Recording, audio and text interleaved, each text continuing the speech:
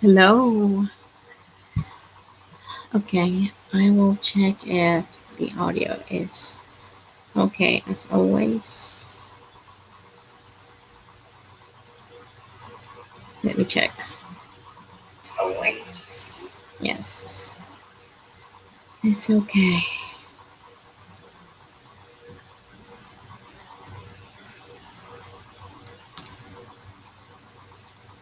It's okay. So, there are new rules here in my country. There are new rules about the coronavirus spread. So, they're closing everything. They are limiting the mobility around cities, and they're also trying to um, make people to move as much as they can. I didn't understand little bits of what the president said because it's not quite understandable. He just did like he just spread the news like 1 hour ago. So that's why I was just trying to check what is exactly I mean what he is exactly saying, because he said that, well, everyone is working, but everyone just needs to like go to work and they go back home. That's it. And for first-hand necessities like getting food or buying medicine.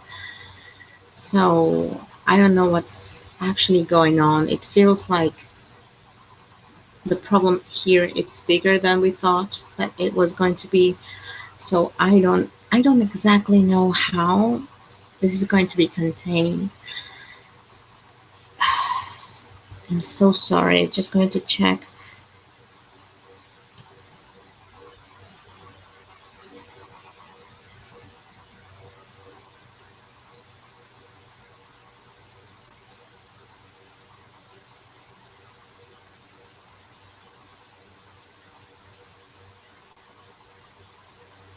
This is terrible.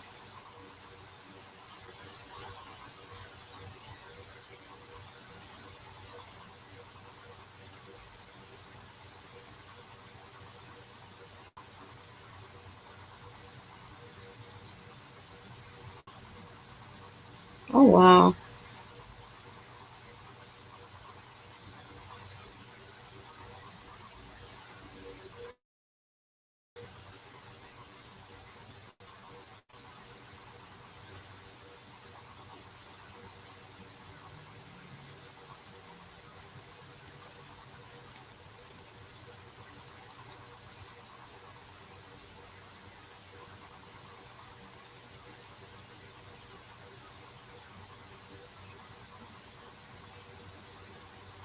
I'm sorry, but I'm just like getting the information right upon hand. That's why I'm just checking this.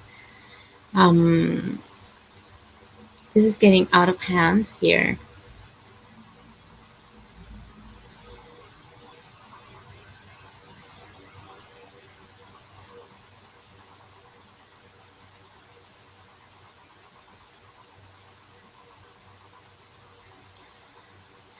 My God, I don't know what people are going to do, what people are going to say. There's so many things. I'm just trying to check. It's no one knows what's going to happen, and even though we're just trying to do what's best and we're trying to do what we can in order um, to get a hold of this whole problem, there isn't much we can do.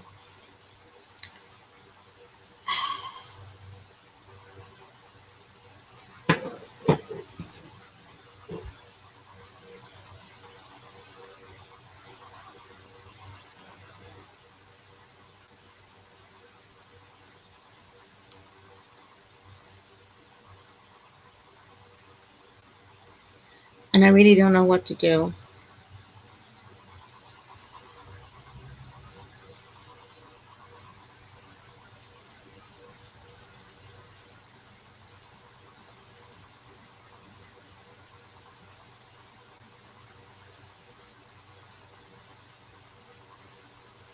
I really don't know what to do. I mean, I'm trying to ask if I should just go to work tomorrow.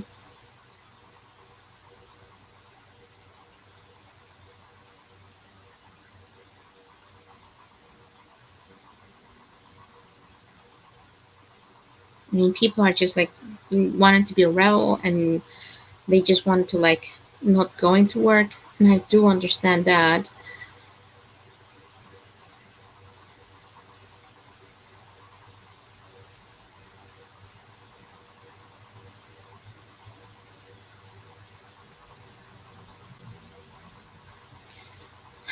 So let's just hope that everything will be okay.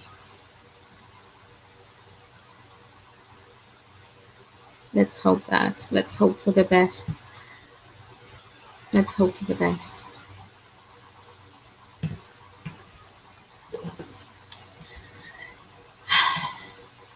I'm just going to wait if someone is going to pop in, else I'm just going to close the chat earlier. I'm going to close the live a little bit earlier than I was expecting today, because I already did one in the afternoon, and I'm glad that I had guests that we were talking about this problem.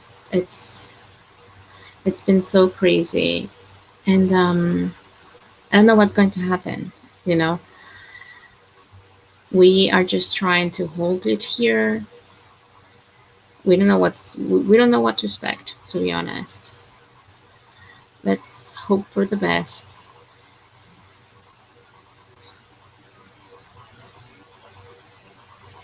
Let's hope for the best. Hey, hello. I was just talking about what kind of things are being held here in my country regarding the coronavirus. I did this live in the afternoon, and I was talking about with the people that were engaged in the live chat about what was going on, what were things happening here in my country, and I was asking other people in the chat if they had the same kind of thing happening in their own country. I know what's happening in the United States, and I know what it's happening now in Canada. And in my country right now, they're limiting everything. We are closing the borders. We're not letting anyone. I'm from Ecuador. I'm from Ecuador. So we are limiting right now the enter.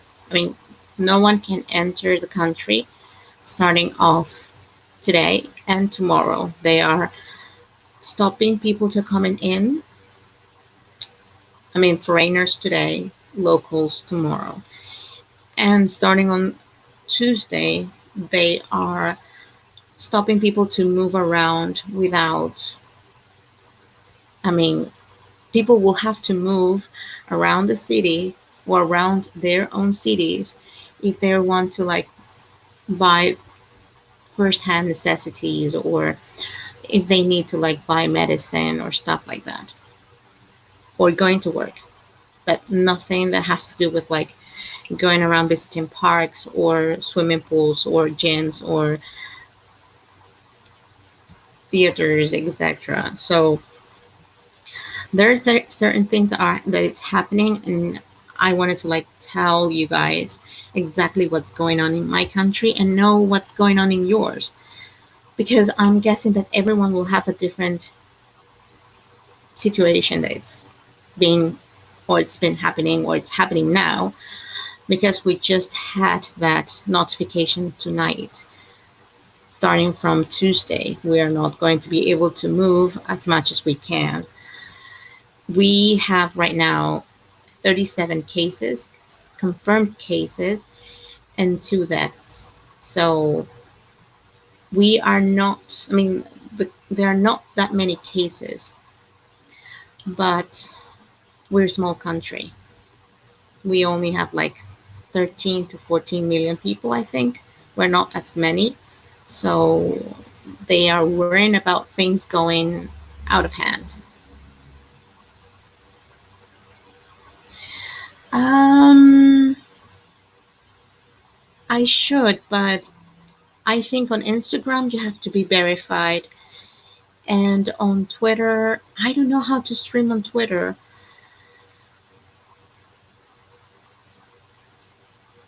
Really? Um, you know, I have I have had really good people coming into the live chat, and as much as I can say, the small amount of subscribers in this channel are for people that are really interested in talking and being in the live chat. So I really appreciate them to be here and to be enjoying the live chats and the videos that I'm posting in YouTube. I will consider what you're saying. I mean, as I said, I think in Instagram you need to be verified, and on Twitter, I don't know if you could do a live stream. Well, I will have to check if like StreamYard will do. I mean, if there is a if something similar, like if there's an application like an online application that will help you to do streamings there.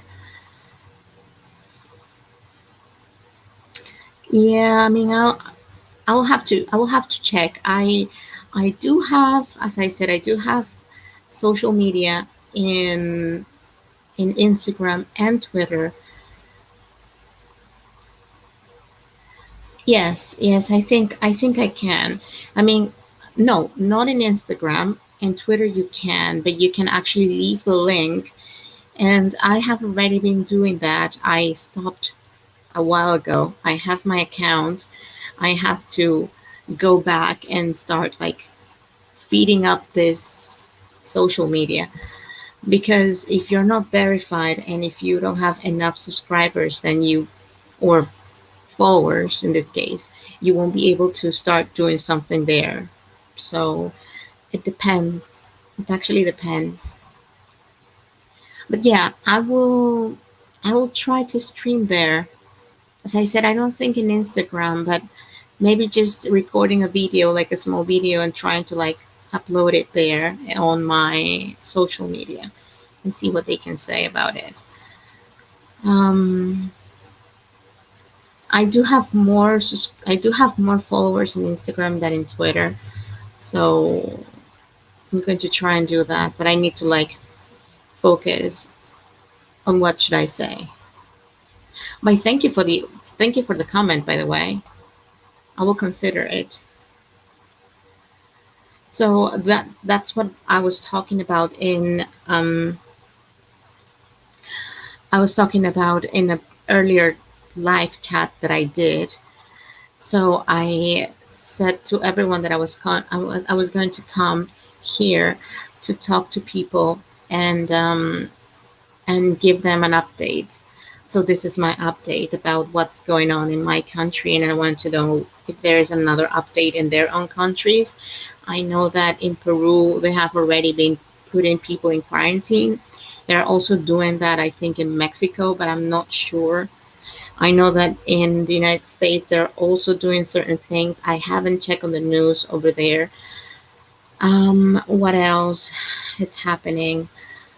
Um, there's so much going on,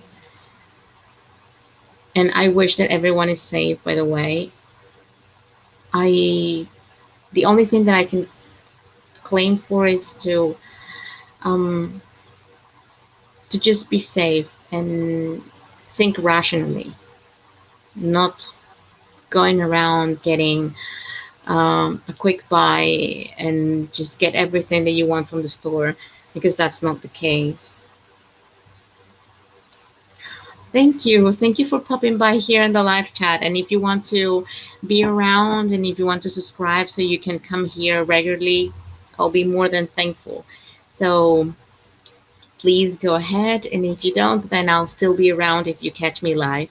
Thank you for being in the live chat, by the way.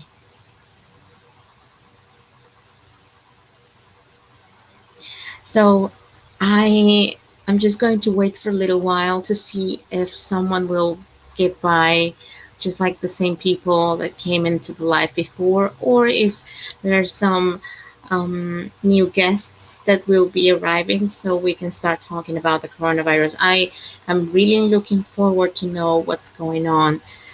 I'm definitely thinking that there might be some news coming from Italy. I hope that everything is fine over there, by the way. If there isn't, I am guessing that people are just assuming that everything is being controlled. Hopefully, things are just getting really crazy. People are getting really crazy, by the way. I hope everything just gets better.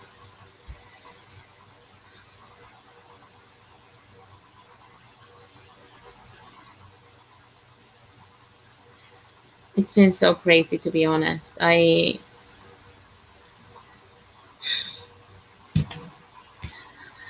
just hope, I really hope that people are understanding that they need to be at home. They need to not to go around um, like exposing themselves. They should just stay at home. But anyways, that's how this is, right? That's how this is.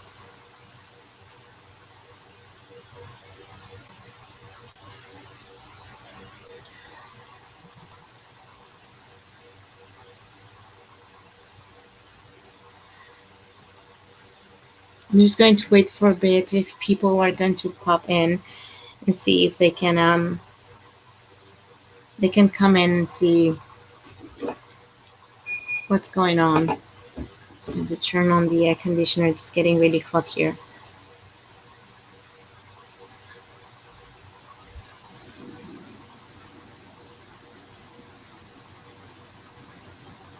So I'm just going to wait for a little bit. At least I know that on my case, I need to work. I need to go to work. I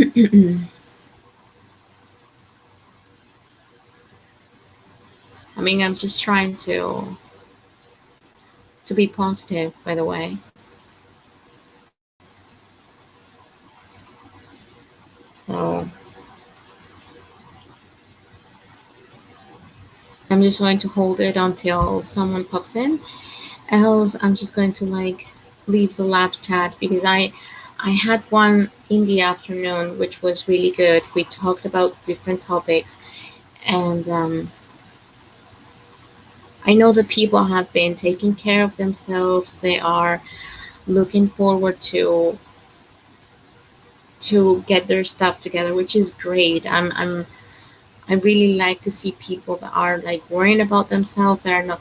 For instance, today there was a news, and even the president talked about it, about people traveling to the beaches. They are traveling to the beach. Why? I mean, especially from the city that has um, the most recent cases, confirmed cases, and they're all moving to the beach. They send them all home. I mean, why are you thinking like that? Why do you want to go to a place that you can spread the virus even more? They're even saying that there are lots of people being contained in their homes here, like around the south part of the city. Terrible, terrible. I really don't get it, but people are just out of their minds. They are out of their minds and they really want to like create chaos, and that's not good. That's not good. I don't want to create any like I don't want to make any suggestion or just say something bad about anything or anyone, but sometimes people they just want to see the world to burn, you know? People are just not eager to go ahead and believe that there is something wrong going on. They just want to make the world to burn. And that's not good. That's terrible.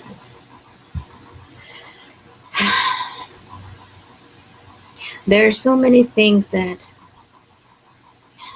can be can be said and done about this coronavirus, and it's not even that important. We should be already, I mean, we should have different ways to contain this. We're in the 21st century. We should have a better understanding of how things work. But people are just, they're so basic. Why people are like that, I just don't get it. People should try and try to understand what everything is coming from, you know? If I'm telling you that things had to be this way, then you should be doing it for your own good. I don't get it. I don't get it. I don't get why. I don't understand it.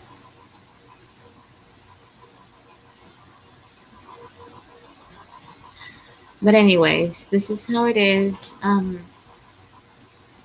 So I was saying, things here in my country, it's getting a little bit difficult. Um, I don't know if it's going to be like that. I don't know if it's going to get worse. I hope not.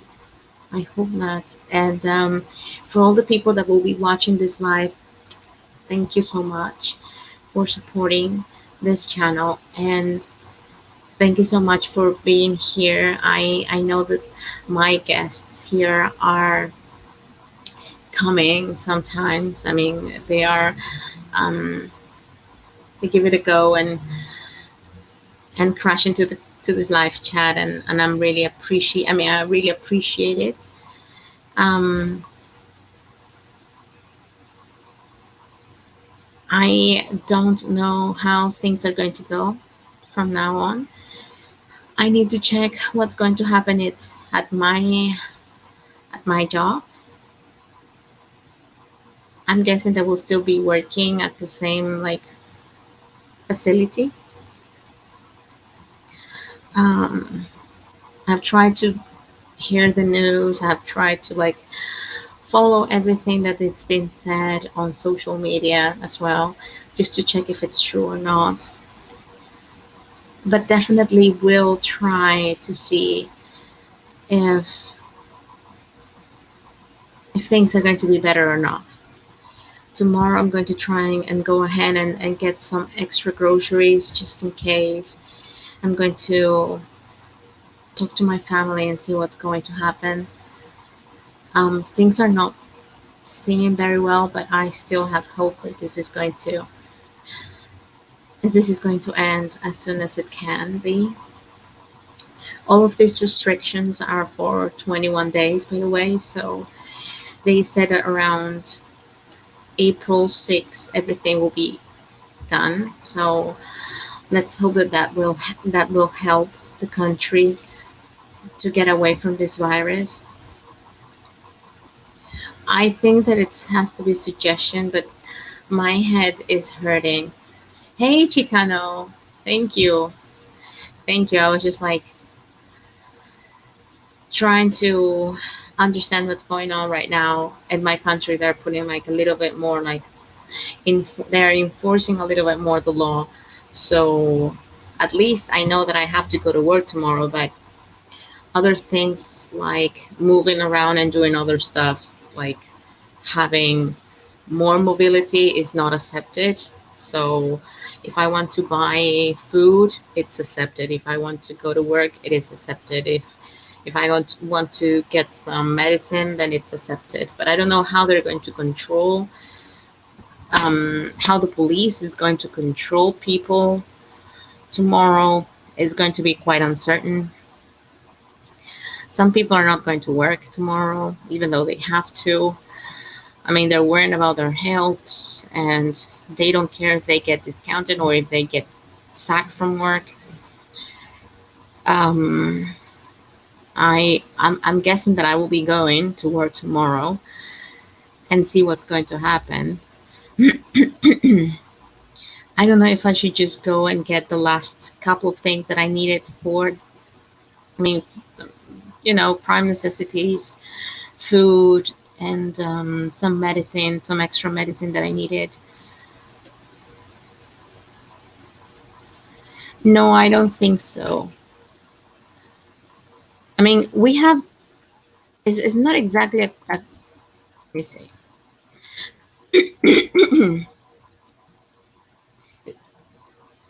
it's not exactly a quarantine. It's not exactly that, but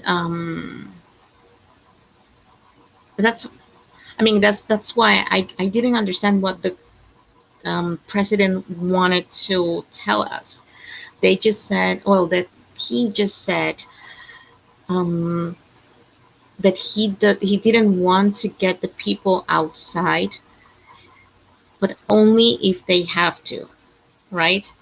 So if you need to work, you need to go out, but you just have to like drive to your place. I mean, to your workplace and then going back. Or if you need to like buy first-hand necessities like food and medicine, only that. They have just restrict exactly only restricted movement.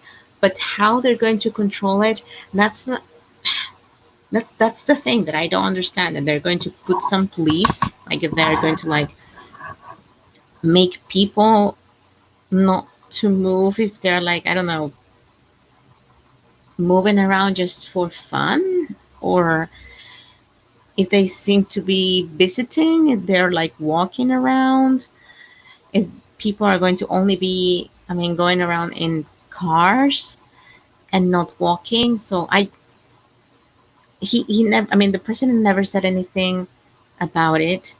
They just said that if you need to go and buy things like first hand necessities, then go. Else, police is going to enforce the law. So my word will be enough just to say, hey, I'm just going to get my groceries and then I'm going to go back home. That's the only thing that they need.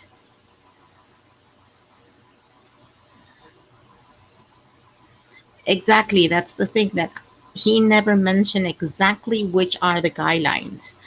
So they're just saying, I mean, he's just saying this is, you can go and get groceries, you can go and get medicine, you can go to work. For instance, he also said that restaurants and little commerce that are working won't allow people in their facilities. They will only send things home. Like if you're ordering food, then you will call them and then they will bring food to you. That's it. You cannot go to that establishment. I mean, he already mentioned that and solicited that we should do a voluntary self isolation. But then today, that was really crazy because from the city that we have the more, I mean, the most cases, confirmed cases, they travel all to the beach.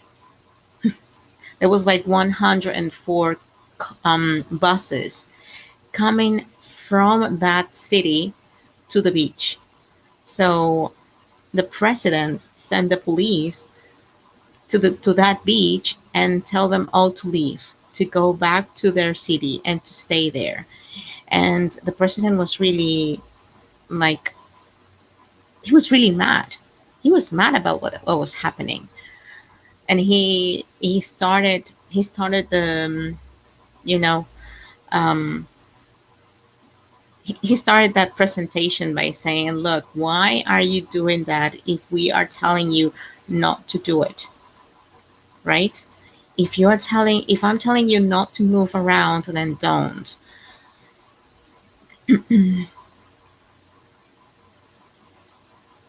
I mean, they will still be charging you extra money. I mean, that's how it is. I mean, the private delivery, they will cost you like $1 or maybe $2. But usually from the local restaurants, they can already send you the food. I mean, every almost every restaurant here has their own like home delivery, which is already included in the price. So, but even though you want to do that, you're not going to be paying for all of that like every day. So I am guessing that people has to go and buy groceries, and people have to go and um, get what they need right now. Yeah, we're using dollars at the moment. We're using dollars, and that's why everyone that comes from the states here, they're saying, "Wow, prices here are just almost the same as what we have in states, but not especially what it has to do with buying clothes or medicine." Well, no, I'm thinking that medicine, it's a little bit overrated for what I said. I think medicine, it's a different thing in the United States than in here. We still have cheaper medicine, but it's because they're generic. And but if you compare the food, I mean, prepared one, not the one that you buy in groceries and in grocery stores.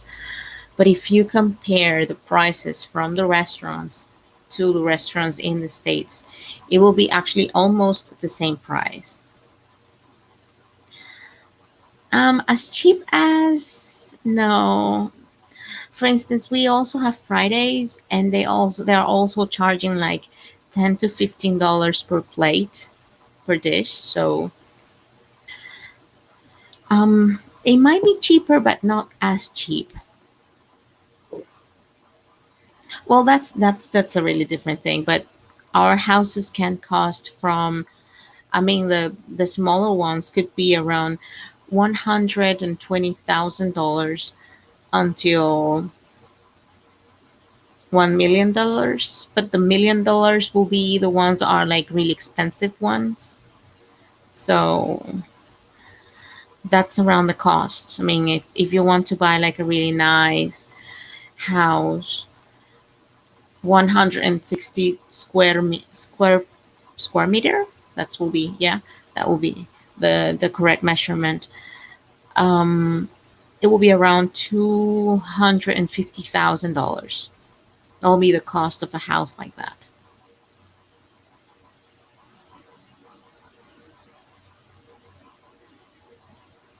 But around food, or buying like shoes and clothing and stuff like that, it's really expensive.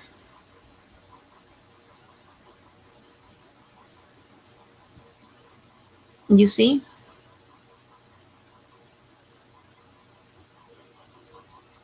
And I think that's cheap, you know? That's cheap. What you're mentioning there is cheap for what we are, for what we have here. So, for instance, we can buy things here. Let's say a regular shirt in about $50, and it's not for any brand, any exclusive brand, by the way. Oh, really? That's great, because I have been in New York, and I have bought things like for the clearance, or the places where you can go and buy cheap things as well. Because every time that I have traveled there and I compared prices from here, it's just completely different. And I really hate it that every time that we have here things that we need, they're like overly priced. It's like three times more than what you can buy it in the States. And that's how it is.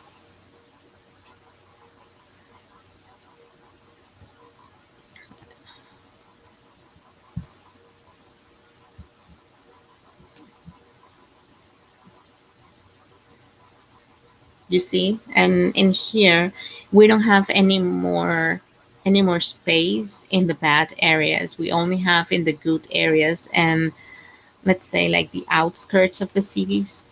And in my city, it's like around that price, is around $200,000 for a good quality house.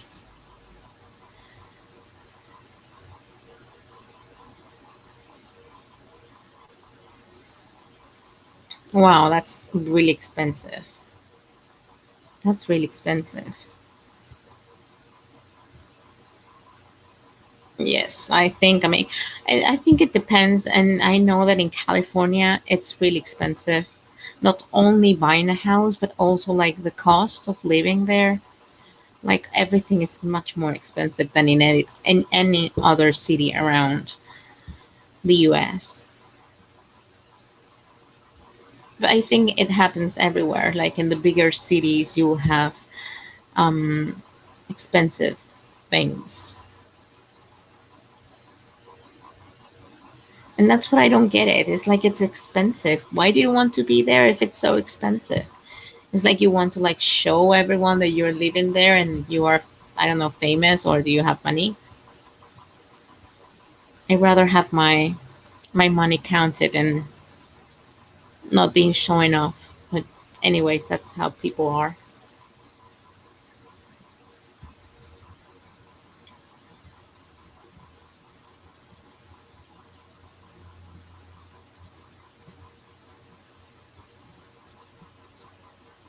But in here, I mean, you, I mean,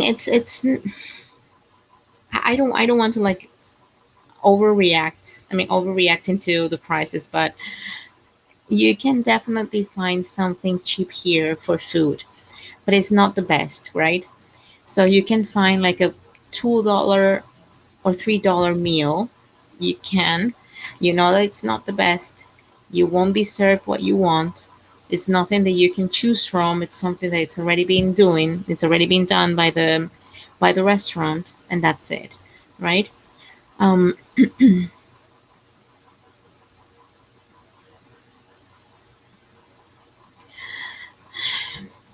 well, it depends. I'm just going to tell you like an average. If you are earning around 400 here, $400 here, that is the basic salary. That's the basic salary here. You won't be able to have a good place because we usually go like, let's say that we don't tend to buy houses because it's really expensive. So you tend to like just rent, and the rents here can go up to 200 if you're living on your own, and 300, and from 300 till 600 if you have a family. So first of all, if you're earning the basics, that's already been like overpriced, right? And the food, that's even worse. I think like the basic ones, if you sum it up, it's around 500 or $600 already. But just mention like the basic ones, the basic food.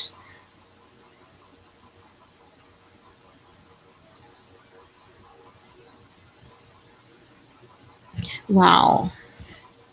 I think making it by yourself will be okay. Making it in, I mean, buying it in McDonald's in here. I remember a couple of weeks ago, I got a quarter pound combo, which was around $6, I think. And that's not cheap. In here, it's not cheap, but you can get a, let's say you can get a meal for like $3 or $4 here. It consists in soup and rice and protein and a salad and dessert, like a small fruit or something, and a glass of juice. That's what you can get for lunch.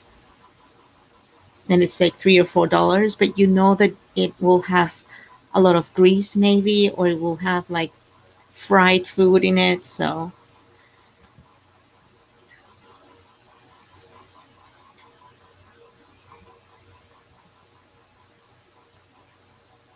you see, then you're earning quite good. Let me see. I think you're earning quite good if you want to come and live here.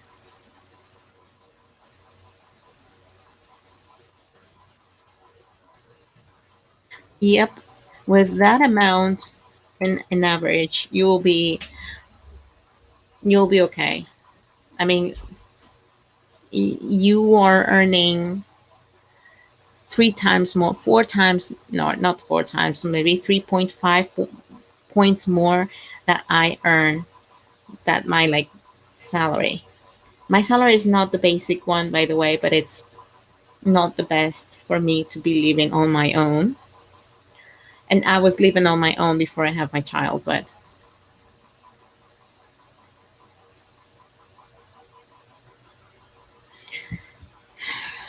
imagine.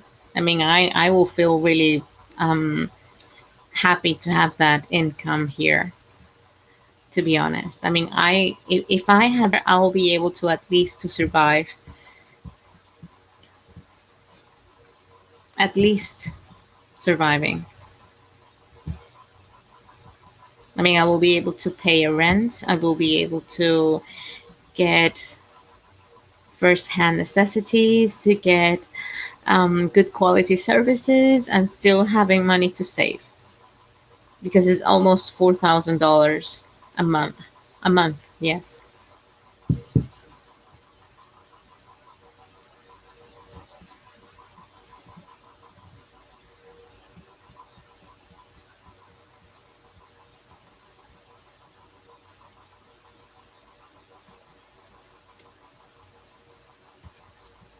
If I moved to another country, it will think my income will drop.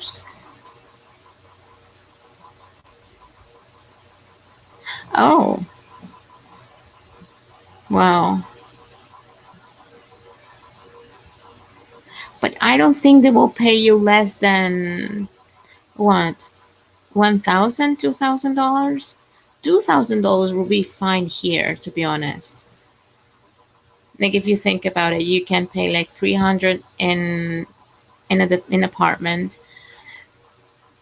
$500 a month to buy every kind of grocery, and it's not that you need everything, but at least you want to buy what you need in a month, and then paying the, for electricity bills and water supply. If you want to pay for, you know different things. Hello, hi Nicholas. We were still talking about the coronavirus. Let me get the link.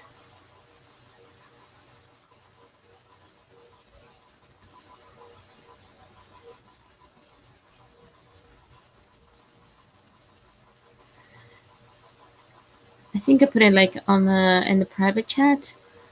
I don't know if someone can check it out, or I can put it here as well. I assume so, at least in other countries. There are people that is like that is why they come to the US to work and send money home.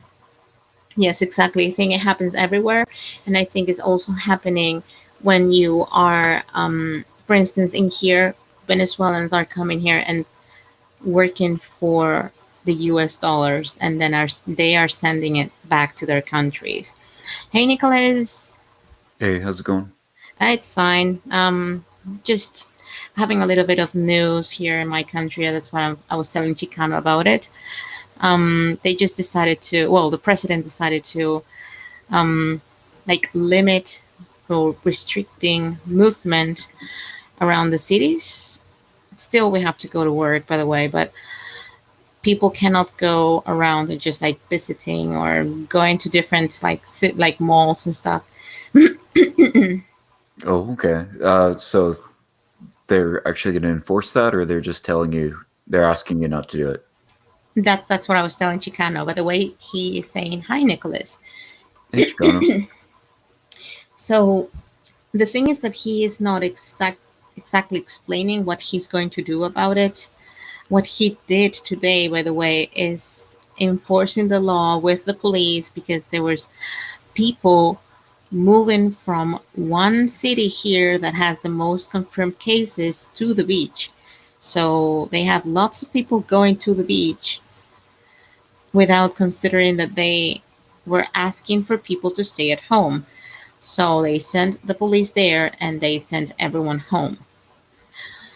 So they are not saying exactly what they're going to do. They're only saying that, okay, you can go to work, You can go to get food or get medicine or, you know, what you need, but you cannot go around, I don't know, visiting. I don't know what. That's what I was telling Chicano. I actually don't know what they're going to do tomorrow. So it's That's uncertain. scary. Exactly. Exactly. So they're going to be enforcing the law. How? Are they going to like stop you and telling you like you have to go home?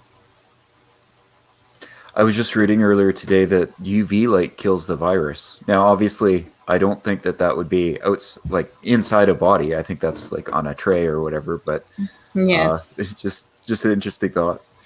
You got to stay out of the sun, but it kills the Ex- virus. exactly. That's what I said before we left the chat earlier, because they said that they need to like, I mean, the sun will kill the virus, or at least higher temperatures, but they haven't even explained it very well. So, The couple articles that I was reading on it, it seems like it's talking about in labs. It's not talking about in people.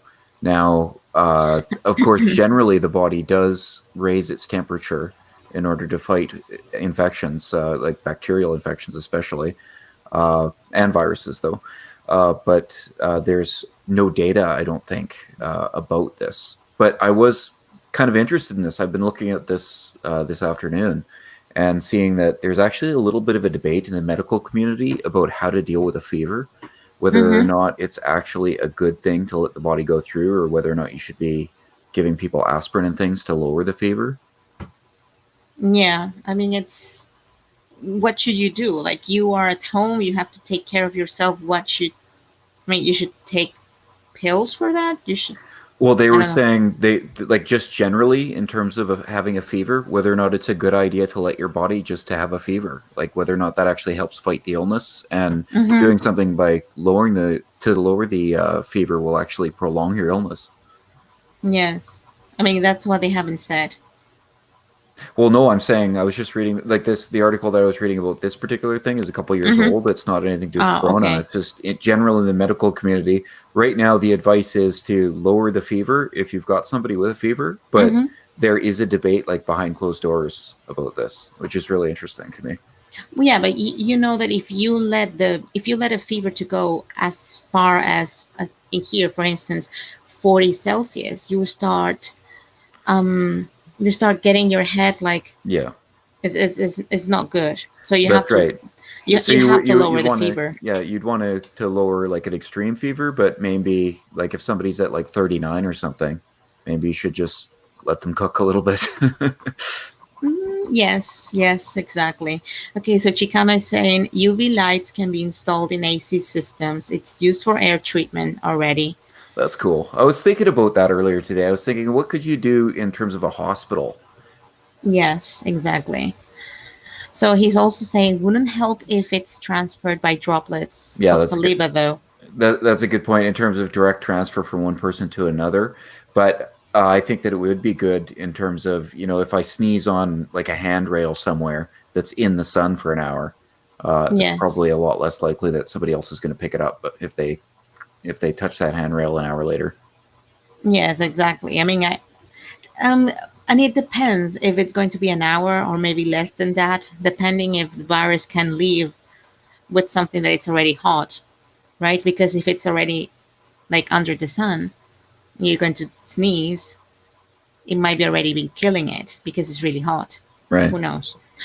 So he's also saying, I think I would rather have a prolonged time with the virus than suffer with a fever, though. Oh, yeah. Well, I wasn't specifically talking about this one. Yeah. And I think probably the primary reason why the medical community takes down a fever is because it would be a risk. It would be a danger. Mm-hmm. And I think in most cases they would say, why take that risk? And what's the medical liability in taking that sort of a risk? Yes, but you know, you have a point there, but I think they should be telling us what to do. If we have that, what should we do? Should we lower the fever? Should we just leave it there until a certain point? Should we drinking something? Should we taking something? You know? Well, I'm talking about sort of a debate that seems to be going on behind closed doors, but if you ask them, they're universally going to tell you bring down the fever. Hmm. And what about the other symptoms? For instance, your supposedly your body will be hurting, I think, and you will have like a dry cough. Right. I don't know what you mean by the body will be hurting. There's abdominal pain that they talk about. Yeah, Yeah, yeah. yeah, something like that. I think these are really going to be cases that are getting pretty serious. Mm-hmm. They say that something like 85% of people might experience a dry cough, and that will be it. And then for a small amount of people, like 15%, it will transfer into pneumonia. And then you'll get that fibrosis and the other problem that we were talking about the other day, or earlier Mm-hmm. today, I guess. Uh, yeah, and then if it continues, then you get fever. Of course, you're going to get runny nose because of the phlegm, but Yeah. you get fever and then start having organ failure and heart failure. Yeah. Yeah. About. Yeah. I mean, that will be like if you get like a really bad immune system, you will get all of that. Let's hope if we get the coronavirus, it doesn't get as bad as they're saying that we're going to get a pneumonia and that's it. So That would be so strange if I were to get really sick from something like this. That would make me very suspicious that something else was going on if I were to get really sick. I rarely get sick. well, let's hope for the best. By the way, we don't get the virus, but if we do, let's see if that's going to be. I mean, I'm still debating if because I'm usually getting one really bad flu every year. That's a normal thing for us here. But if we get it, like if the coronavirus gets really strong here and it do it with us, then I'll also have my. I mean, I'll also be suspicious about it. So Chicano is saying, if it wasn't for Nicholas saying about, I would never know he was Canadian. Yeah, that's why I said about. Okay. I mean, that's like a slang. I mean, the way that you pronounce it, or what? It's called Canadian raising. It's a regional characteristic for my area of Canada and close areas like Wisconsin of the states. And Mm-hmm. so when people hear it, they always, well, for me, they immediately recognize that I'm Canadian. But in some cases, it would be a Oh. mistake to assume that. But yeah, it's that the way that I say about instead of about. Mm-hmm. It really marks me as having that Canadian raising feature in my vowels. Oh. Okay. Okay. I understand. It's just the same for us. We will have different words that will make or create our accent to be able to know which part you are in. That's right. Yeah, it's an accent Mm-hmm. thing. Yeah, yeah. Mm-hmm. Yes, I think it's an accent thing more than a slang. Yes, but that's what I was talking about today. Is like I'm worrying about what's going to happen at least in here. So Chicano is saying that's the only accent word I have heard him say in comparison to the U.S. way of speaking. Oh, come on, man. Well, let's go for a rip. I'll feed you a couple and throw you straight into a snowbank. Otherwise, his manner of speaking is no different than American English. Yeah, we are greatly influenced by American culture, and most of the television and things like that. Well, not television, but most of the media that I watch comes from the States. So it makes a lot of sense that we would sound a lot like Americans. Mm-hmm. So now he's saying that sounds Irish now, brother.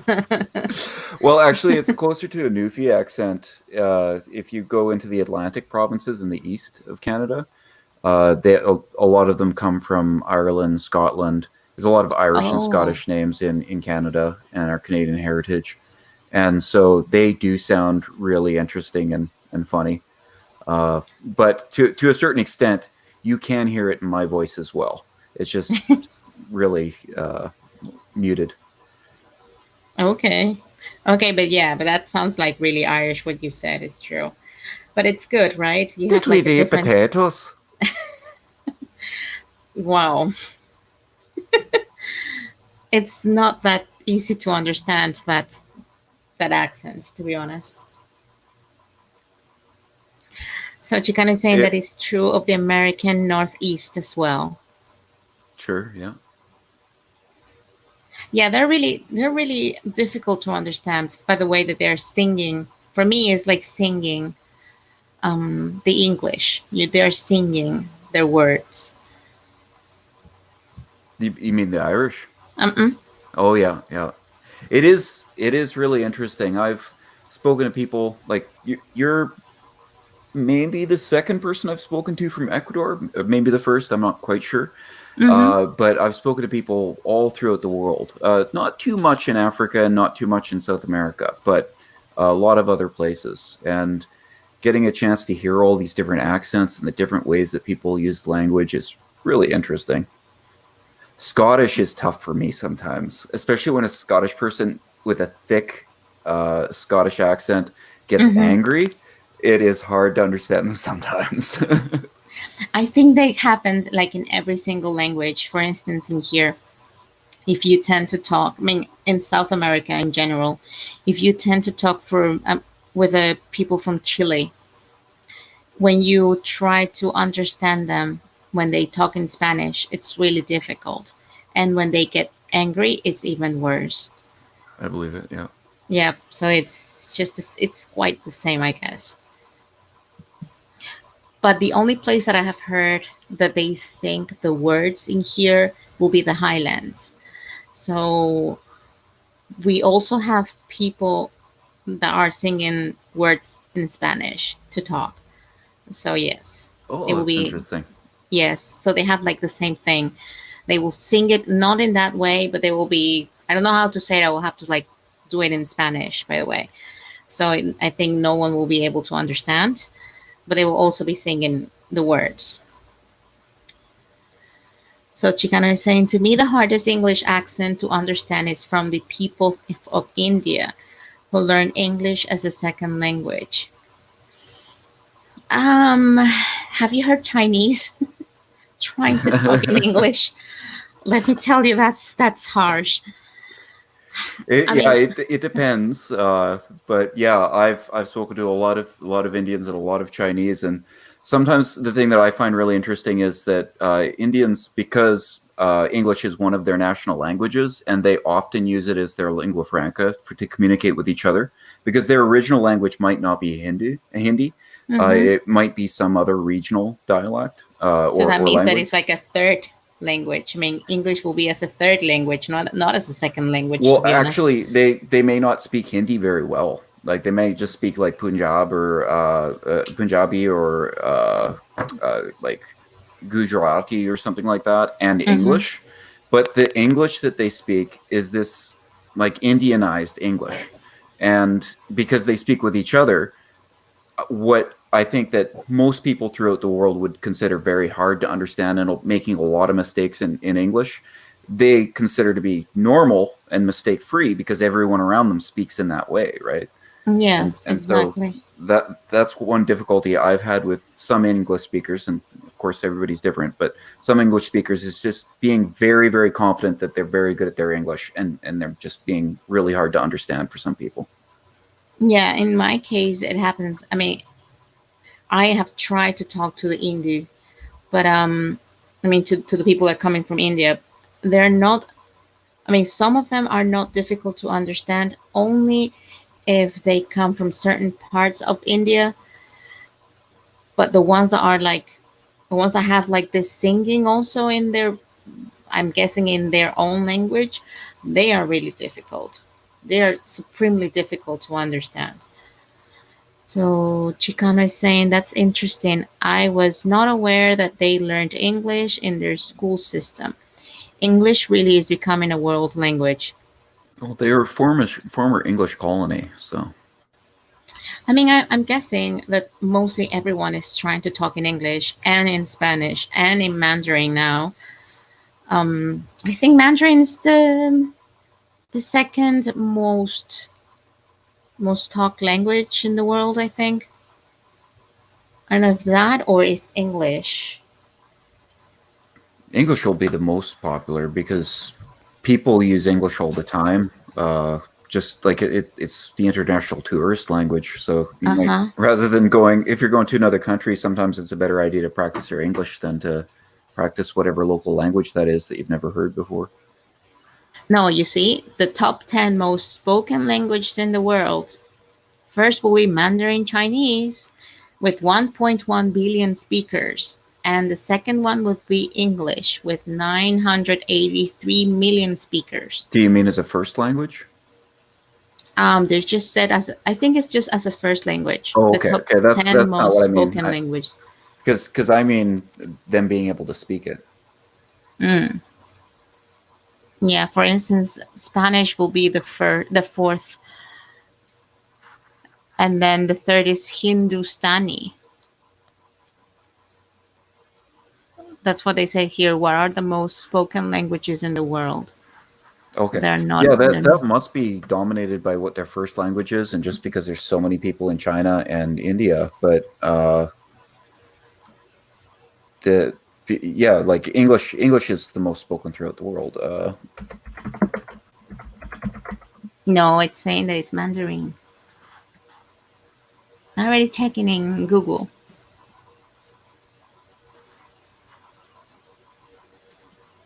So we need to start learning Mandarin. I think it's going to become a lot less important now. You think? Oh yeah. Okay, so I'm seeing this Babel magazine.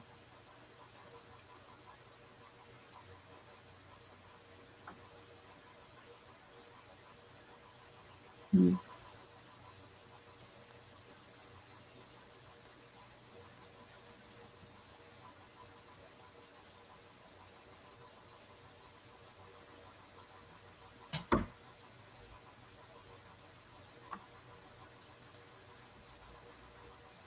But it just says that. I don't know if I Native should speakers. just. Oh, okay, they tallied only native speakers. Exactly. They don't have like information regarding to like a second, like a language as a second Yeah.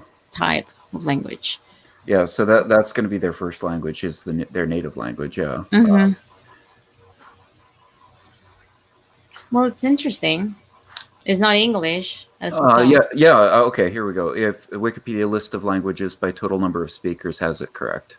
Mm-mm.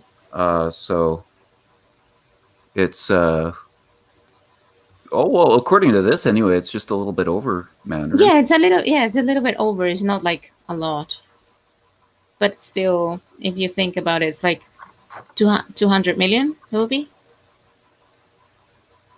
200 million people more that are talking Mandarin than in English. No, look on the right. Okay. It's Well, like I'm. it's over Uh-huh. 100. It's over 100. It's about 150 million. Oh, okay. People. Or sorry, is that right? 0.15 billion would be 150 million. 150 million. Yes. I'm really surprised that well, I guess they've done a good job in getting a lot of people to speak Mandarin. Well, there are a lot of Chinese. Yeah, but I mean in China, like they've really cracked down on the individual languages and universalized their school system with New China. Like they changed their rating system so that it would be easier for people to learn, apparently. I don't know if you know the difference between traditional and simplified Chinese characters. Not exactly, but I know that they have like a lot of problems learning that because I had some people trying to learn Mandarin already, and Oh, okay. it's really difficult. So they have to go to China to learn proper Chinese. That's the best way to learn a language. Yes, so they have traveled there, and they are actually talking in this project with the Chinese, but they said that they have different type of Chinese as well. I don't know how that works. Well, like there's Mandarin, which is generally what everybody speaks, but then there's sort of inflections and changes on that sort of dialects. So if they're going to Shanghai, for instance, then they're speaking Shanghainese. That's kind of it's a word, but it's kind of debated on whether or not it's really its own thing. But that's how Chinese often refer to it, as Shanghainese for Shanghai. But I think it's like more as a slang because I was talking to this person that knows Mandarin here, and he said that it's just like a slight difference, but it's not Yeah, completely like it's they're not yeah, changing exactly. the entire language. It's just like certain words and ways to pronounce it. Right. Yeah. Yeah. Mm-mm.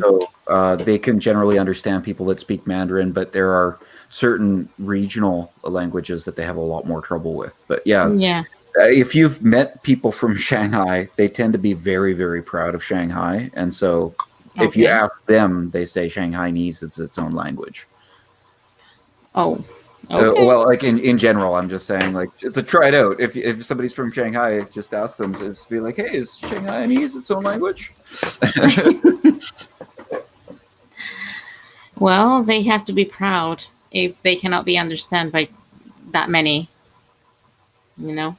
Well, I think China is super classist. Out of all the countries that people that have interacted with over the years, they seem to be the most obsessed with material accomplishments. Oh, yes, yes, yes, yes.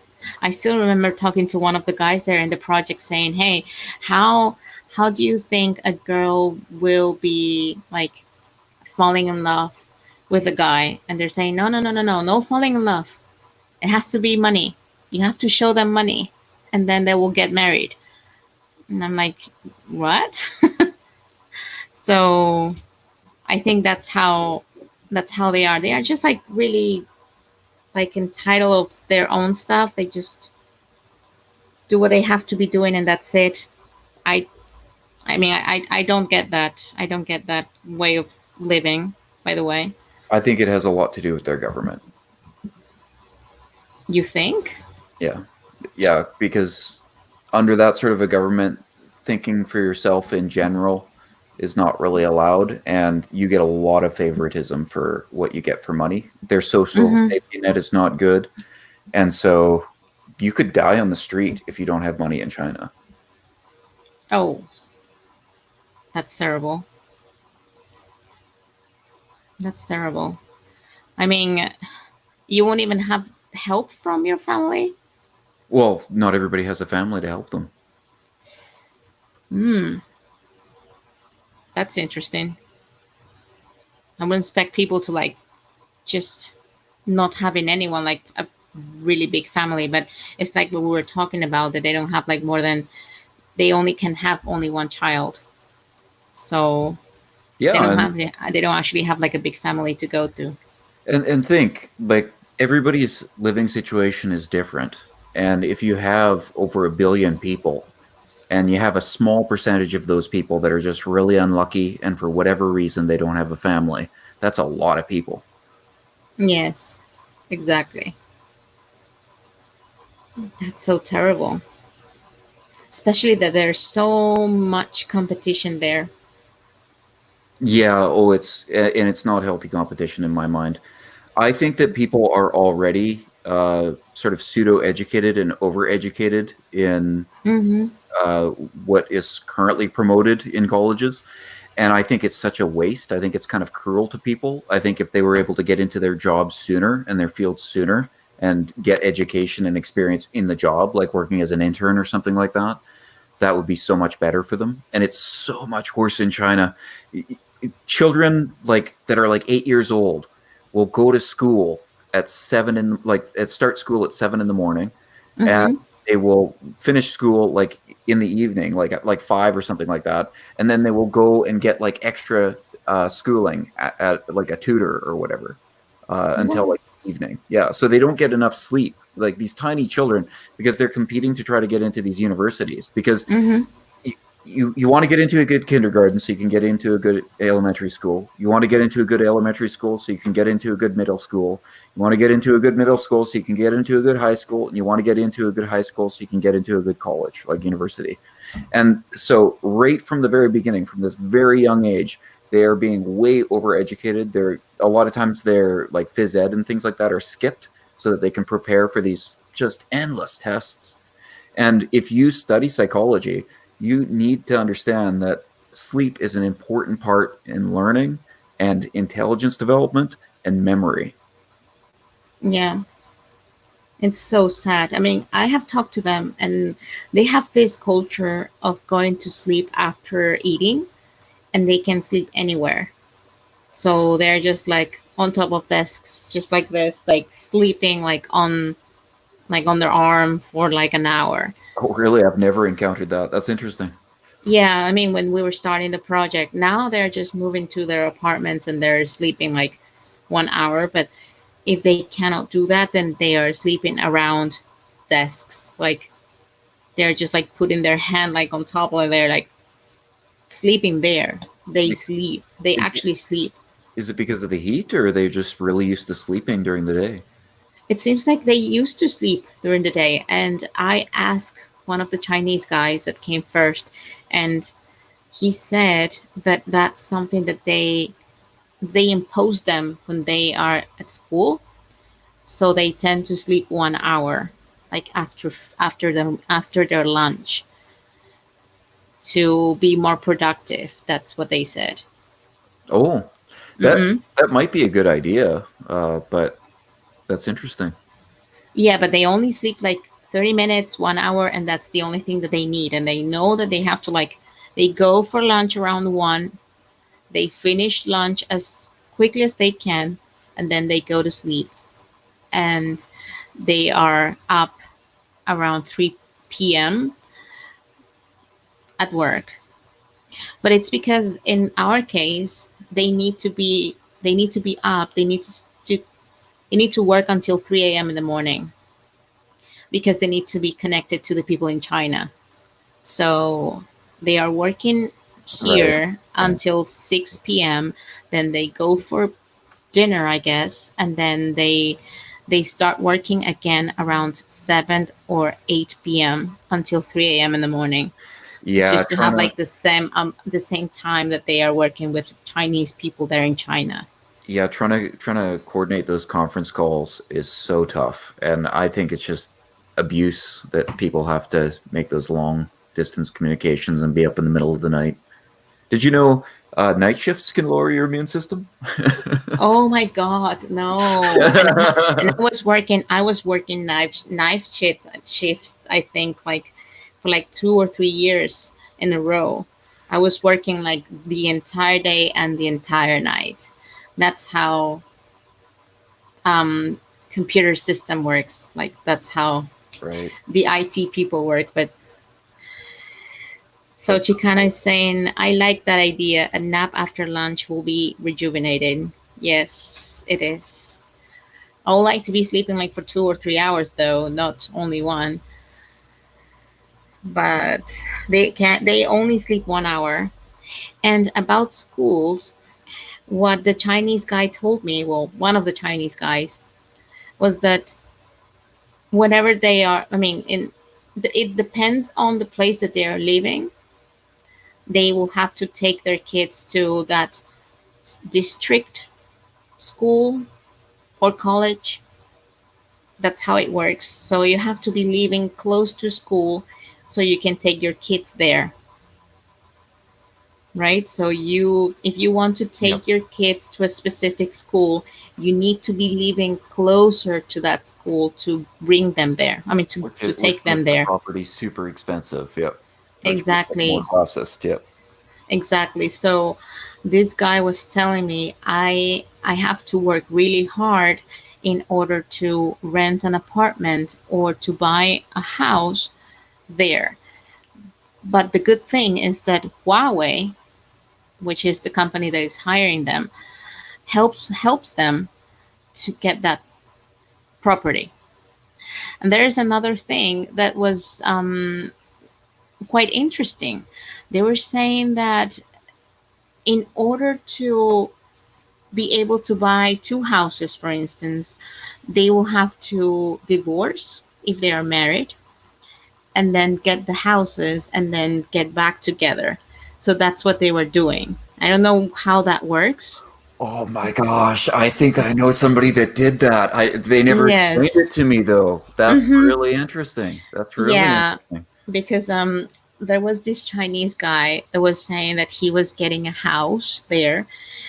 Well, not a house, an apartment, and he showed us the picture of the apartment. The apartment was really small. I Was bet. really Yeah. small, really small. And there's like this. He had like a little family, so it's like his wife, his child, and himself. So he's working here for the time being. But I think that they wanted to buy like a better place because they are still moving after their child starts growing and to get to a better college. So they also wanted to get a new house. So one of the Chinese, I mean another Chinese guys just spilled the beans saying this guy is just going to get divorced. They're going to get the house and then they're going to get back together. And I said, wow, can you do that? And that's how they do it. That's what they told him. They were telling me that they were doing that in order to get to get um a better household. Right. Mm-mm. They should be warned that that's going to lower their social credit rating. But yeah, that's really interesting. You learn something new every day. It's so interesting talking to different people. You know, I wouldn't have learned that unless you told me. Well, it's because I'm working with them. By the way, I mean Well, the thing that's. is, I've worked with probably a couple hundred Chinese, maybe over the years. Maybe not that many, but a lot. Okay, dozens and dozens. And they've told me all kinds of very interesting things about China, and that's why I feel like I know a lot more about China than most people. But they've never Mhm. told me that. Well, that's something that has to do with. I'm guessing it's more personal Yeah, because definitely. it's not. It's risky. Yeah. Yeah, it's risky to be saying things about the government. I mean, I don't think they can say that openly. I mean, they are not allowed. I'm guessing. Yeah, and a lot of people have connections to China or return to China regularly. And so even if they decide to spend the rest of their lives somewhere else, often they're very, very cautious about that. And I think that Yes. we should really have our eyes open about that sort of thing because the more that sort of thing we ignore it happening in another country, the more it's going to come to Hmm. our country. I don't think it will be like that amount. I mean, it depends, right? Because they tend to be like that. They have been like for a very long time checking on people, checking on their people. But in our case, it will take them a long time. And I'm guessing that they are already doing it. I mean, if you're talking bad about the government, I think they're going to put taps on you. And if you're really important, even more, right? But you're not going to do like trying to get the purge and to make you disappear just because you're talking badly about the government. I think it would depend on how effective you were about that. And that's what I'm saying. It's like it depends if you have a lot of following, right? But Yeah. if you are like a normal person trying to state an opinion and not being aggressive about it and not calling the masses to bring down a government, then I think you're perfectly fine.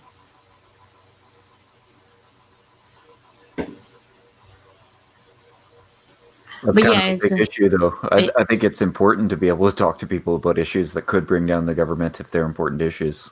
And you know, if you're not allowed to do that, that's dangerous. That's more dangerous than maybe I think a lot of people realize.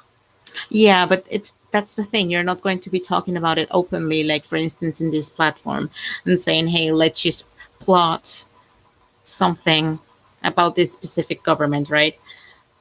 That will be first of all that will be crazy because everything is being saved and recorded, and I second, Okay, well, because in the Western world, there are a lot of YouTubers that organize online, and they will host events and things like that in hmm, order to make political change. but it will be political change, but no, be plotting like to take down a government. No, I'm including like that's what I'm talking about when I'm saying taking down the government. I'm not talking about Oh, taking shotguns or something like that. I'm talking about, hey, we need to start, striking or something like that until this stops. That sort of thing, mm, because oh, that can shut down a government. yes, but as I said, it depends on the following. If you have a lot, I mean, you have a big following from that country, for that same country, then yes. But I'm guessing that I'll take tap. I mean, I'll check on that person doing that, but only that person. I don't think that it's like millions of people trying to take a government down.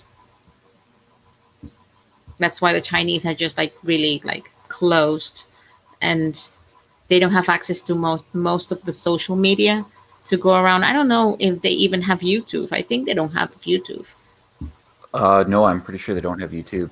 The only thing that they have is like WeChat. Well, WeChat is really popular there, yeah, and it's not safe, just so you know. Yes, exactly. It's not safe as Yeah. well. But yeah, I had a WeChat account, and then it was closed down, and then I recently read an article. Well, I guess not recently, but I read an article after that that Mm-hmm. said that the government had seized a bunch of accounts, and that they Mm-hmm. just read all the information on the accounts. So I'm lucky that I wasn't doing anything that I shouldn't have been, but it's pretty scary to know that the government just basically stole all my data and looked at all my private conversations for whatever reason. Oh wow. Yeah, Well, and I do that's not have. an isolated case. Like, there's news articles about that. Wow, I do have my WeChat account as well, but I'm talking with the Chinese guys. When I'm talking about work, but it's nothing out of the ordinary. Yeah, just keep in mind that everything that you talk about can be seen by the government if they want. So just so you know. Yeah, yeah. I mean, I don't think I have ever talked about the government. I may have asked about something, I mean, to get something from AliExpress, but nothing about the government. Sure. Yeah, that's about it. I don't think that I have. Let me check. I it just got me scared there. No, no, I do have my conversations. It's just like, can you come here for work, blah blah blah, but nothing else. Nothing else. Good for me is only used for Chinese people. That's it. Sure. Yep. Yep. Yeah. But it's a scary world. It's a scary world. It is. It is. That's why we need to like take care of what we say in social media. And I remember talking to a person that was teaching us a couple of IT programs that came from, I mean, from um, the countries in Europe. I don't know exactly which country was it, but he was saying that YouTube is listening to you. So every time that you're saying something, he was saying, if you're talking about wanting to travel to Hawaii, for instance, in the next couple of days, you will have in your newsfeed, you will have different videos that have to do with traveling to Hawaii.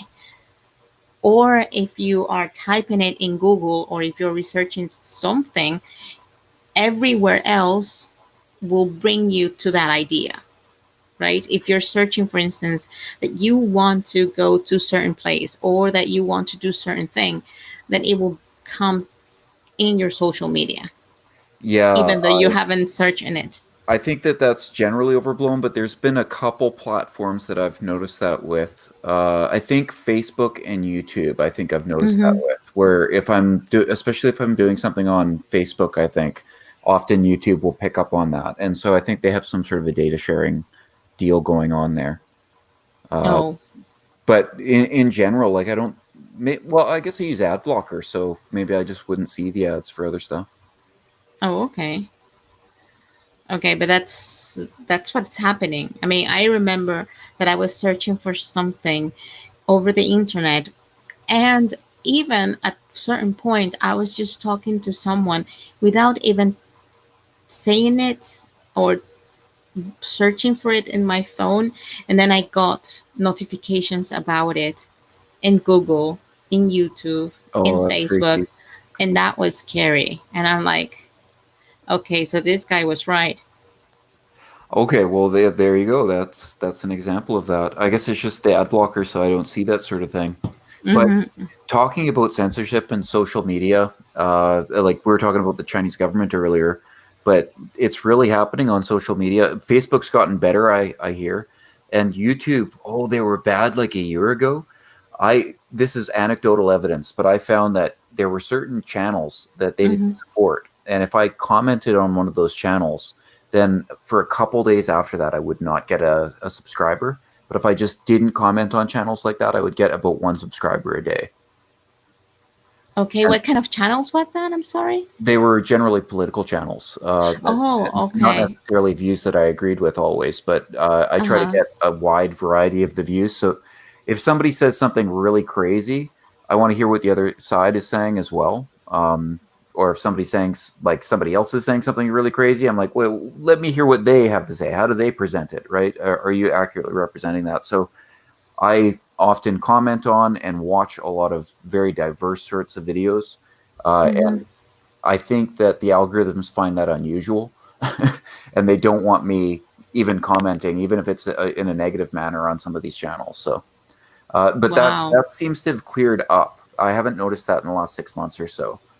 But things like the topic of your video, Mm-hmm. they'll downplay your channel because of that. And if we talk about the topic of your video, like if we use those words, they downplay that. Um, we talked about that particular samurai video I have Uh-huh. that I got demonetized on because of the similar sound. You remember that? Okay. Uh-huh, yes. Yeah. Oh, wow.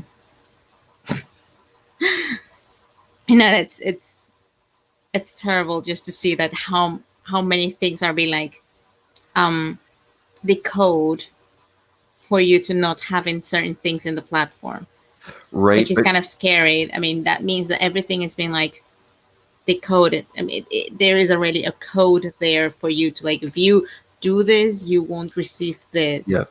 Yep. But what's really scary, I think, is not just that they're doing this, but they're getting better and better and better at it. And soon, I think that they're going to figure out how to basically program people, which is what they're trying to do. And people are going to love these companies. They're just like, it's going to be like your sports team. Like, don't talk badly about my YouTube. All right. YouTube pays my No, bills. YouTube has never treated me wrong. YouTube helps me find my friends. YouTube helps me when I'm having a bad day. Don't talk badly about my YouTube. I exactly. think that's the way people are going to be in like maybe about 20, 30 years. You think? Yep. I think it's definitely going to be in our lifetime. Because if you notice, that's about how long it takes for a big generational change. And in terms of technology advancing, now that they're using learning machines, it's Mm-hmm. it's moving faster than the amount of people that we have. Yes, yes, it's true. It's true. And it's really scary because everyone has been analyzed, right? Yeah, yeah. So we are here creating analytics for YouTube. Right, right, yeah, Yeah. and StreamYard as well. I imagine that they're probably using the audio data from these Mm-hmm. calls to form some sort of learning machine. I don't know. I haven't ever looked into StreamYard or anything like that, but that's generally why a free service like this would be available. Yes, exactly. I mean, that will be the best, just to do some like artificial intelligence Yeah, and different kind of bots to help people, and to be able to even get the voice from someone that it's talking just like us, and trying that's to right. reproduce it in, I don't know, if a talking machine, I'm guessing. Yeah, I think there's a lot of different things they could do with the data, and I don't think that people are going to really respect the rights of the dead. I think in like 100 years, Mm-hmm. I could be wrong. There could be a big political movement that I just haven't seen coming yet. But I think that they're going to have this idea that, well, it doesn't hurt them; they're not around anymore. And so a lot of things that we would now consider violations, I think they just will feel quite free to do, like using our image, using our voice, that sort of thing.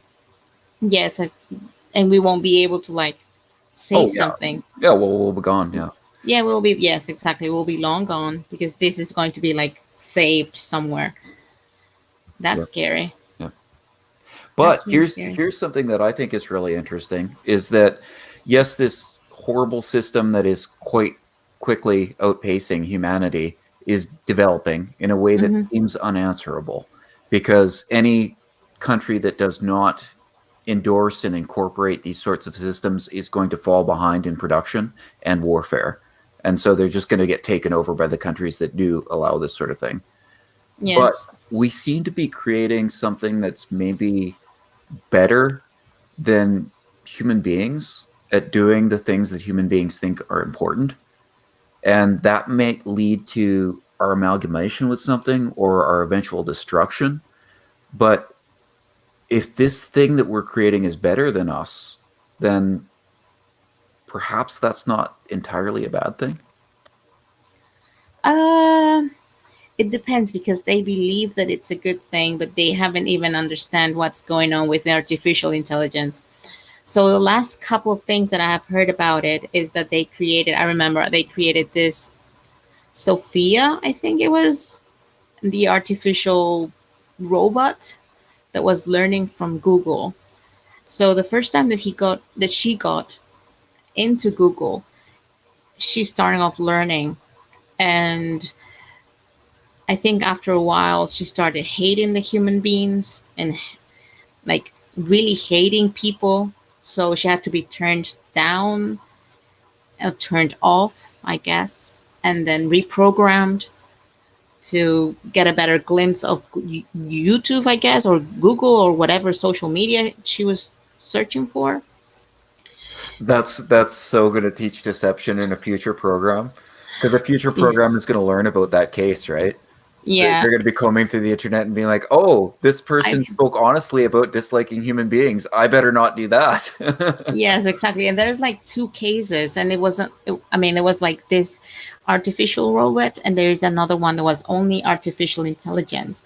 And I think this artificial intelligence was in Twitter, and he was like, or I don't know, it was like mentioning things like he or she or it loved the genocide, and it was okay for that to happen, and that they or it hated the homosexuals, and it was going off and off and off and off with every single topic that was searching in the internet.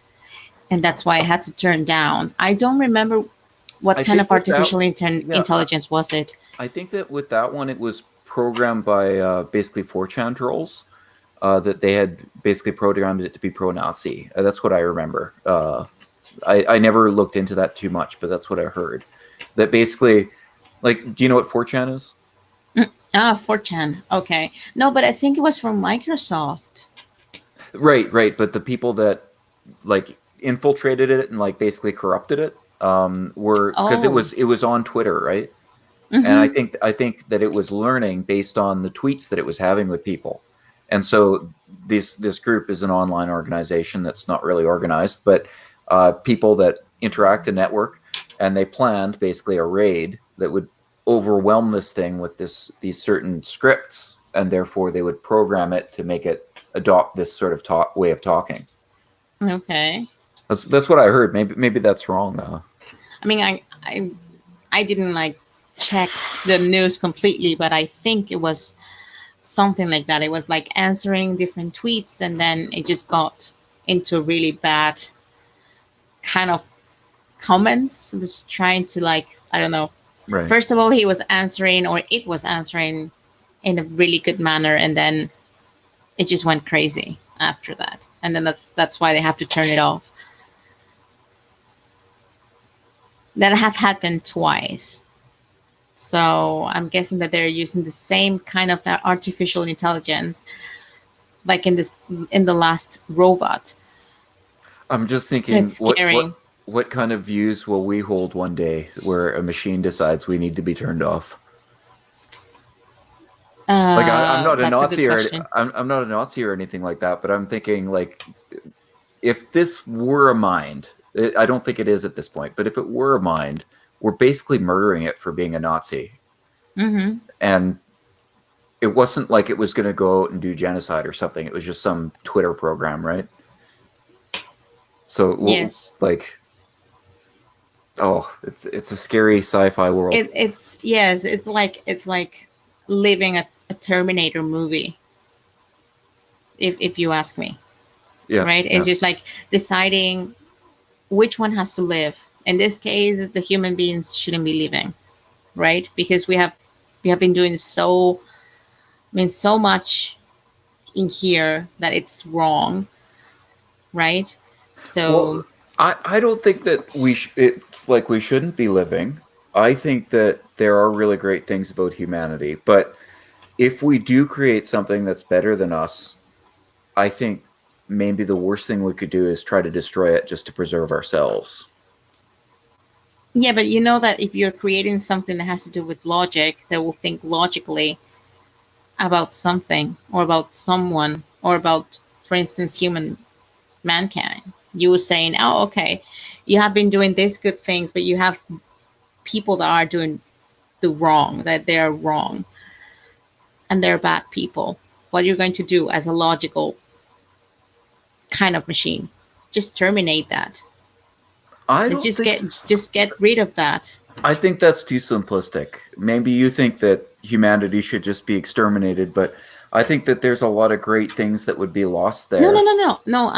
I'm not saying that it should be terminated. By the way, it's just how logical the computer is, Well, you're because it's you're just like one and suggesting zero. you're suggesting a very logical system would come to that conclusion, and I'm saying that I think it would only come to that conclusion if it was missing essential parts of the equation, which is the value in humanity. And I But think it's because they cannot have that in their system. you assume that a machine can't have values? No, not yet. Not yet. Not yet. That's why the two main artificial intelligence that was created, they focused into that. Like Well, after a I'll tell while, they you. just Yeah, I'll tell you. I agree with you that I don't think machines are that advanced yet, but I also yes. believe that it will be an invisible line, and I don't have an Hmm. argument against somebody that would say we've crossed that line already. I just don't have an argument for it. I mean, as I said, people will say we have been doing lots of good things, but there are lots of bad things that have happened, and it's in history. And it doesn't depend on us. It depends on someone that it's been looking at it logically, because we have values and we know that we shouldn't be like throwing a stone to someone that has been throwing a stone to us. We shouldn't be doing that. But the robots in this case, having just an artificial intelligence just to say, if things are right and you do this, and then things are wrong, you do this, they don't have they don't have feelings. They're not thinking, oh, they're going to suffer if we kill them or if we terminated them, etc. But I don't believe that. I think that the way that the world is made is infused with meaning and purpose and morality, and so any mind that can possibly understand that, No, it's even fine. even the totally Us. logical mind, is going to have Exactly. empathy. Yes, but no, it's us. Why? Why is it just Us. us? It's because we have we think different as a machine. The machine doesn't have any feelings. You will have to program a feeling, right? How I'm how I'm would not you necessarily certain of that. how would you consider, well, we will have to be, I am a programmer. So if you Hmm. ask me how should I create a program, right, to create a feeling for something, I'll be scratching my head for a while, because I wouldn't have a way to create empathy in a Right, but code. here's the Be- thing. Here's the thing is that there's no code in there for empathy, right? mhm. But how do you know it doesn't have empathy? Because I am guessing that it has to do with the way our world works, or how we are, or how we think, because we don't tend to think logically. So you think empathy is illogical? I disagree with No, no, that. no, no, no, Okay. no, no. I'm thinking that empathy is not logical. That's why Okay, it's just not logical. Okay. it's not logical, I because and that's why you cannot program it in a computer. That's why computers are only logical. They don't have empathy.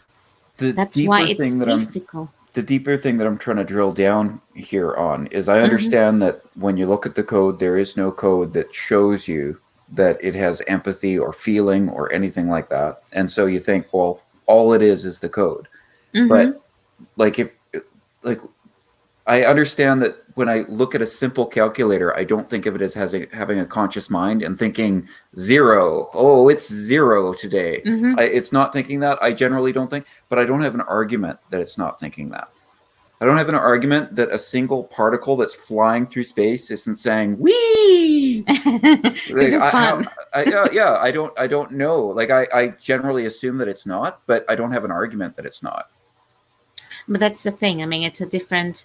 I mean, it's different from us being human beings than a computer. I don't That think that is, it's not living. It's not physically living. That's why I believe that they cannot have empathy. I don't think there's anything about our physical system that would suggest that we have these internal feelings and things like that, rather than just being these biomechanical machines that act as though we have feelings. I think if somebody imagined us and built us, they would have a very hard time assuming that we must have these feelings, because we wouldn't act the way that they do, and they would know that they built us piece by piece, and they Mm-hmm. would know that yes, I built the thing to say ouch when I stab it, but I didn't build the thing to feel pain. And so like we would say, no, I really do feel pain. It's like, yeah, of course you say you feel pain. I programmed you to say you feel pain. There's no particle Yes. in you that feels pain. Yes, but that's like physical pain. How would you say? I'm talking Okay, about the experience of pain. yes, but I'm just like going ahead of thinking not physical but psychological pain. So yeah, we'll have to program you if you are having a heartache because you saw someone dying in front of you, then you will have a feeling. Okay, So but every time, I mean, for every single, um, when we're talking about like blood and organs and hormones and things like that, it makes mhm. sense that the system runs the way that it does. I don't know. I don't think that there can, in principle, be any explanation how that system of blood and organs and fluids and hormones and things like that can create a personal experience in the way that your experience is different than mine. Because we both have those bodies, right? Yes, but Why are you the one experiencing that body and I the one experiencing my body? I don't think there's any possible physical explanation for that. yes, exactly. That's why you cannot program it into a computer But I'm because saying, we don't what if know. it's already there? And how would you know if it was there or wasn't there? Well, you are programming something from scratch when Right. you do a program, right? It's just like us. But I could build a body from scratch, right? Hypothetically, I could build a human body piece by piece, atom by atom, and Yeah, then but it would you're run not giving it around. life. No, if I built it correctly, I think it would be alive. And then it would be marching around and it would be telling me, "Hey, I'm alive. Ouch, that Hmm. hurts. Please don't stab me." And I think I probably would assume that that has a mind because it acts so much like me, but it wouldn't be because of something that I built into it that it had a mind. It would act as though it had a mind because it has this physical body. But why would Hmm. I, like, there was no mind I inserted into the thing. It could just be a biomechanical machine. And I think that it's a mistake to say that thing has a mind because it's so much like me in the same way that I do it with you, but not to do it because that thing is so different. Yeah, but if okay, let's go into the fact that you can create a human being, right? If you can create a human being, you will be cloning it, building it piece by Well, piece, cloning right? is one form of building a human being. But you still have to have DNA. So No, I you don't still think have so. the No. code. Well, No, you I still mean, have to go hey, to code. how about you have the code digitally? You don't have the physical, like you don't have a piece of somebody's DNA, but I scan your DNA and leave you where you are. I don't bother taking any of it or anything, and then I use that information to build my own human being. I think I could do that. Yes, but then you have there the code. The code is in the DNA, and that's how the body has this notion of being hurt and to be, I mean, to have pain and to be happy, etc., etc. That's what's it Oh, comes okay. So supposedly in the DNA. so you just disagree with me. You think there is a physical explanation for a mind? Not for a mind, but for the logical things. Logical things, like for instance, what you're saying, if you get scratched, it hurts. No, no, I'm talking about the personal experience of it being hurt. Like I realize that your body hurts when I cut you, and Mm-hmm. my body hurts when I cut me. But there's Mm-hmm. something else that I'm actually experiencing that, and that's what makes it really matter. You know, if you were just a body, I Yes. then you could do whatever you want. Like if I had a picture of you and I wanted to tear it up, well, maybe that wouldn't be good for other psychological reasons, but you know what I'm saying. If I had a drawing, if Yes. I drew a drawing and I said I don't like that drawing and I tore it in two, it wouldn't Mm-hmm. matter, even though I'm tearing that paper up. You know, Yes. that's not an issue. But the reason why it's wrong to stab you is because you really do feel it. It's not because your Exactly. body says "ow," but it's because you actually feel it. And I don't think there's a physical explanation for that. If you think that's in the DNA somewhere, I don't understand how it could be. No, no, but I'm saying just like the logical things, like if the need to eat, the need to breathe, or if something hurt. I mean, if something stabbed you, then you will start bleeding. I don't know if you get my point, but that's something like the basic code for a body to live, right? Sure. But moving on to having an explanation, no, I don't. I don't have a way to say that there is something that will explain it, just as what you said, Right, right. And right? my position is not only that we don't have an explanation, but we couldn't have an explanation. I don't think there could be a physical explanation for this. And if there can't be a physical explanation for it, then that really leads us to look around the room and say, could a Kleenex, could a tissue be conscious? Because if there is no physical explanation for why something is conscious, why would we assume Hmm. something isn't? It's true, but it's not communicating. That's the thing. Yeah, yeah. So It's not communicating. I So, and hmm that's my work around it too.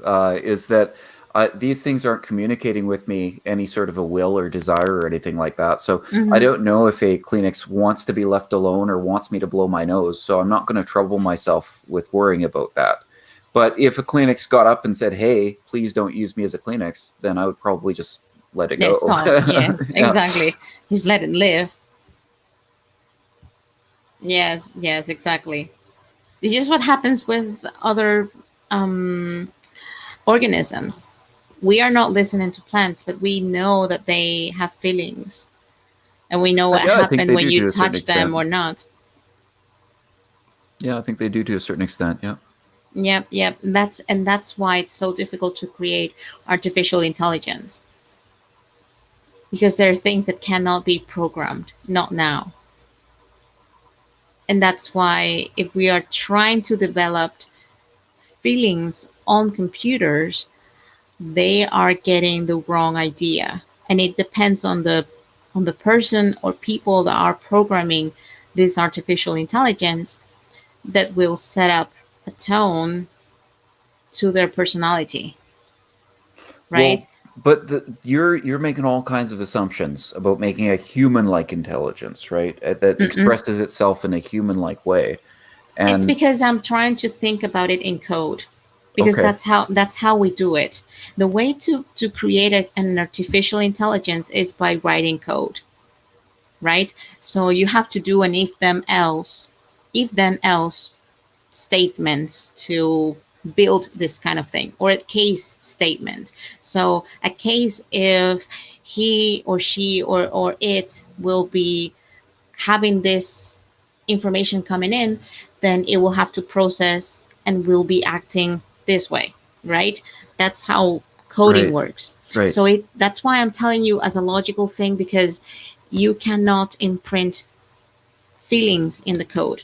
The only thing that you can do is writing it, and the Mhm. only thing that you can do to make it as much human as possible is to write as much code as you can, because the computer doesn't know, it's learning. And you do a process of saving information, because it is as simple as I can explain it. You get the information, then you save it somewhere, and then you analyze it based on certain things that you have left for the computer to analyze. That's it.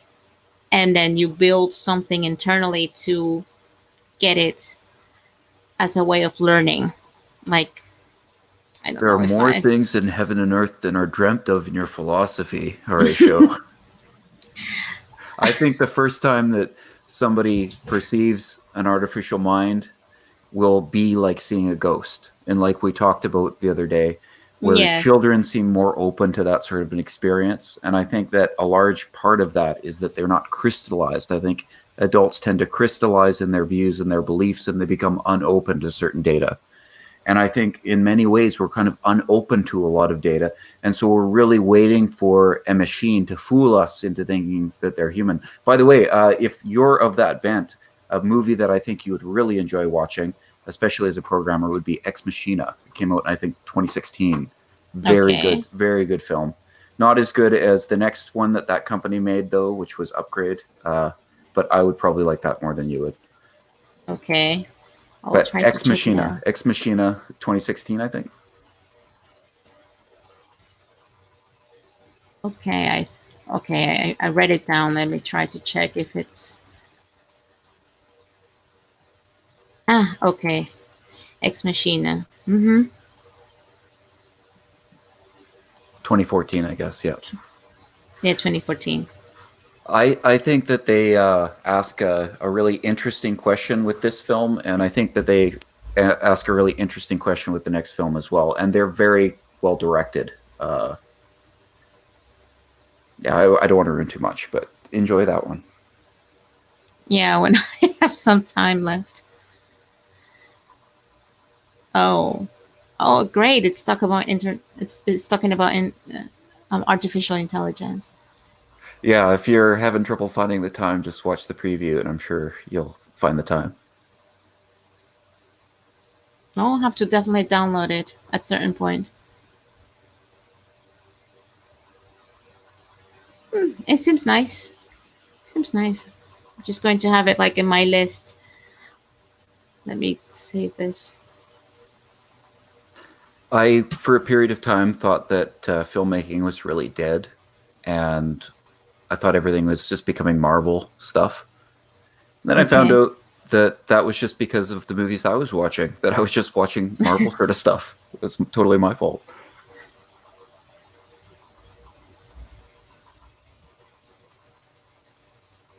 Here you go. I haven't been watching many movies lately because of my time, but still have to get some time now that hopefully we'll be standing in quarantine. Yeah, So I might be exactly. able to get some movies.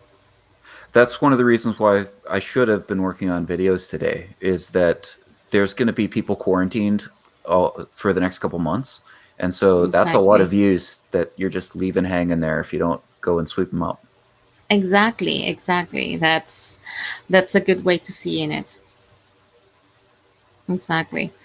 Nicholas, I think we're the two here in the stream. So why don't we like close the stream just to end it because it's getting late. All right, that sounds great. Thanks for the Okay. wonderful conversation. Same. Let me close it then.